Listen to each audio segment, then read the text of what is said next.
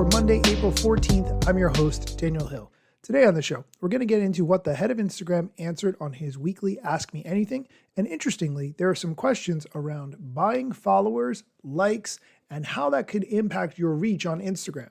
People might call them bots, you might call them fake followers, but no matter what you call them, they're not really going to help your reach on Instagram at all. And to a certain extent, you are wasting your money. Let's hear from the head of Instagram on all of that, but first, here's a quick word from our sponsors. Welcome back. Let's dive into the questions and answers. The first one, if a lot of bots followed you back in the day, will it hurt your reach? This is an interesting question. This person might have bought a certain number of followers a while back in the past, or they might have just collected these fake followers over time. The question is, will that impact your reach today? It shouldn't. It's not going to help your reach either. And if we find the bots or those accounts, we'll suspend them entirely. But it won't hurt your reach. But that said, be really wary of signing up for anything that's going to, anybody who's trying to sell you likes or follows, because it's sketchy and it ends up blowing up or backfiring later. As a reminder, Instagram does show you accounts that you could potentially remove from your follower list. So if you look at the number of followers that you have, you might see something like deactivated accounts. That's what I have on mine.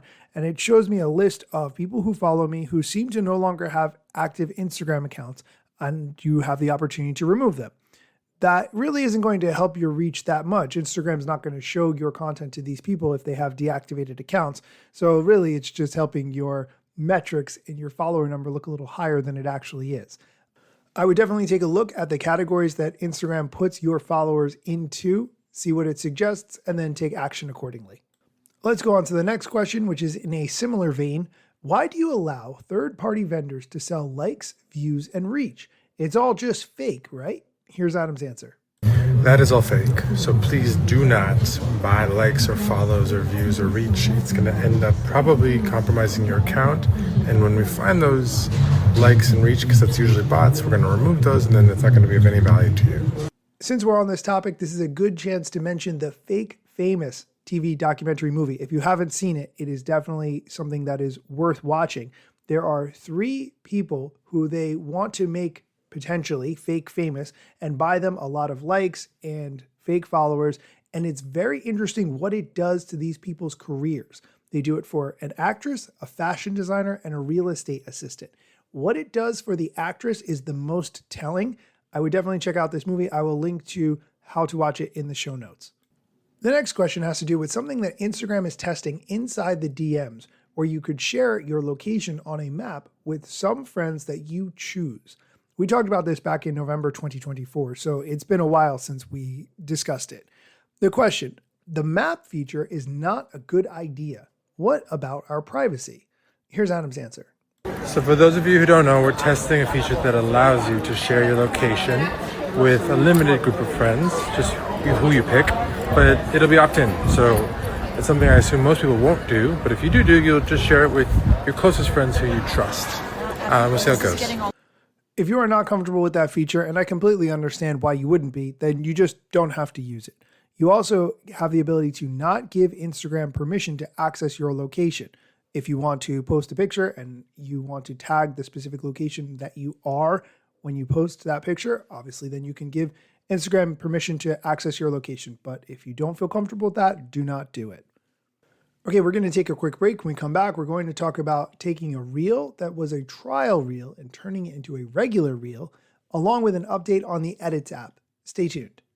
Welcome back. The next question has to do with trial reels. The question, can you take a reel, post it on trials, then post it again regular?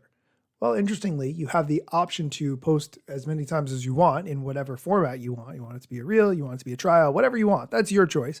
But you can also flip a trial reel to a regular reel. Here's Adam Mosseri explaining. So yeah, if you post a trial as a reel, you can always upgrade it to a regular post. You don't have to post it again, but you can make it a regular post retroactively or after the fact. The next question has to do with the Edits app. When is the Edits app dropping?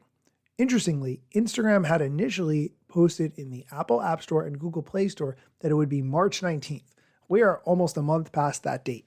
Here's Adam's answer. It shouldn't be long now, probably a couple weeks, but we will see how it goes. I think the key takeaway there is if you have a subscription that you're currently paying for CapCut or InShot or something else, maybe hold off on renewing that subscription until edits gets released. The next question, does cross-posting to Facebook actually help me? You worked hard on that content. It should be everywhere, especially if it doesn't take you any additional time in order to post it to Facebook. It will mean you get more reach because you're going to reach people on Facebook who you would not reach otherwise, and it's not going to affect your reach on Instagram. And the last question we're going to talk about, is there a best time of day to post? I'm going to let Adam answer the question, and then I'm going to share an answer from Kirsti Lang, who was recently on my show. Kirsti is on the Buffer team. Buffer posts to multiple social media platforms, and so they have a lot of analytics data to use to inform and help you to make better decisions on exactly answers like this. Here's Adam's answer to, is there a best time of day to post? Not really, though you can take a look at when your followers use Instagram and post right before that peak so that grows. That can help a little bit. Okay, now that you've heard Adam Mosseri's answer, here's Kirsti Lang from the Buffer team explaining based on the data they've analyzed, when is the best time to post.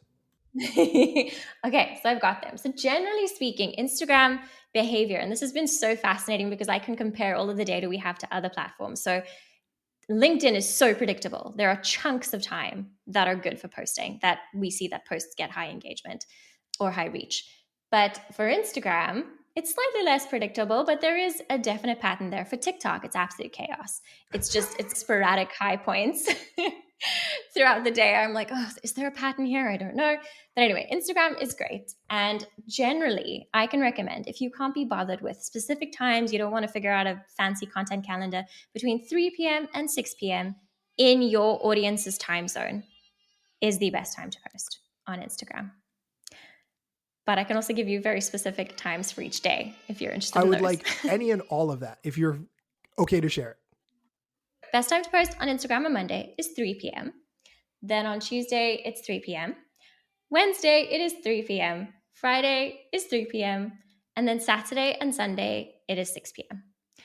Very predictable. Folks behave like clockwork. I like to think that people are like logging onto Instagram towards the end of the workday and into the evening, right? Because if you think about how you use Instagram, I would probably be willing to bet you're spending most of your downtime, evening time, logging onto the platform. For me, it's short breaks throughout the day, but yes, significantly more. And especially my wife, I watch her when she comes home from work, she sits down on the couch to decompress for a little while. And that's the first thing she does is start scrolling through. So I completely get that. And that makes sense. People do it on the train ride home or on the bus home, whatever. Absolutely makes sense. Do you have any data? And I'm sorry for putting this question on you on the spot, but weekends versus weekdays, is it worth posting on the weekends? Data? I have the data. Yes, I do. So if you want to check out all of this and look at the data without my incoherent ramblings, do head over to buffer.com, or you can just Google when is the best time to post on Instagram, and it should come up close to the top, I hope. I will link to all of this in the show notes. Oh, bless you. Okay, please continue. Thank you. So yeah, there are marginal differences between the days of the week in terms of reach on Instagram. So what we did, it's also worth pointing out that we analyzed the reach of Instagram posts compared to the time that they were posted. So in the data, we are making these assumptions on best time to post based on Instagram accounts that posted at the specific time or in the specific day tended to get the most reach, just for additional context. But the best day to post on Instagram, according to our analysis, is Friday. But it's only marginally better than Monday. Monday is also a great day to post on Instagram. And then on the weekend, we see things are slightly lower than weekdays on a Saturday, and then fairly significantly lower on a Sunday. So I would avoid weekends if you can. That is very interesting. That's actually a key takeaway, because if you work very hard on the content and maybe you do that over the weekend, it's going to be worth it to wait until Monday at 3 p.m. your time for that added boost. Yeah. It's worth it, right? You've already made the content. You sit on it for a day and a half and you get more bang for your buck, so to speak. So I really like that. And I appreciate that level of data. Just the kind of thing that I tend to tell people, that obviously every single audience is different. And while this is probably true for a lot of people, and I think you will probably see good results if you do stick to these times, firstly, every audience is different. So you're going to need to experiment with these time slots, see if you can find your own sweet spot, right? And then secondly, the thing that I wanted to add was that posting at the best time in the world for your audience, if every single follower that you had was online at a specific time, it doesn't guarantee the success of your post, right? Because time is only a small part of the Instagram algorithm. And so there, I would argue, are other things that are more important. So for example, if you're posting reels, a strong hook, visual and verbal. If you're posting photos, are they authentic? Are they engaging? And there are a host of things to think about across industries. So the quality of the content is always going to be the most important thing. But if you have high quality content, you have a good understanding of what your audience is looking for, then posting at these good times is probably going to give your content a nice little nudge, but it's not going to be your saving grace if you don't know what to be posting for your audience. Does that make sense? Okay, I'm going to stop that clip from Kirsti right there. But if you want to listen to the rest of the interview, I will link to how to do that in the show notes. Or if you want to watch it, I will link to the YouTube video. Some people prefer to watch podcasts on YouTube, and that is totally fine with me. That's it for today's show. As always, thank you for listening, and be sure to come back next time for more social media news, strategy, and other things that I am sure you need to know. Let me tell you a couple things that you should know about me. A product manager but do not have a bachelor's degree, but actually that's factually a fraction of me. Another fraction's posting content irregular and irrationally. Still probably won't get a job at the Gram. They forgot, they don't know, or don't care who I am. That's why you never see me at the parties and events. My lack of followers must make me irrelevant. Don't have a course, a book to sell to make a bag of grand. Not a social media marketer, don't represent any brands. Plain to see, don't have an agency, but I got a lot of spam. Just putting in my work without the glitz and glam. Won't catch me eating fish unless it's shrimp or clam. No six pack, no risk that there's a gym card in my hand. Don't have a full-time job, but I got a lot of plans. Stay plotting, dropping knowledge on TikTok and Instagram.